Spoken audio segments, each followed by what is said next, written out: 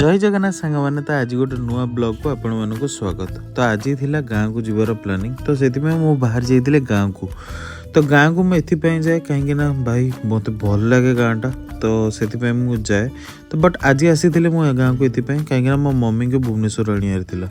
तो फाइनाली गाँव में आसी पहुँच जाइए, देखिपे ये आम घर। तो माहौल पूरा केते भल। तो फाइनाली संध्या हो गला, मन ना भी घर को बाहर पड़ो।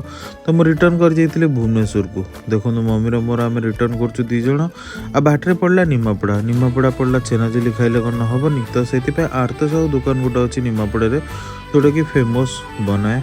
तो आम से मिठा खावाई चली जाइलु।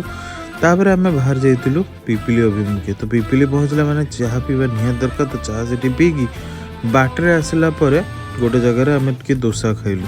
तो डोसाटा भाई यही जगह खाइबे, बहुत बढ़िया जगहटा यहाँ कृपाजल कॉलेज पाखे अच्छी। तो ये मो डोसा खाई मजा आसीगला।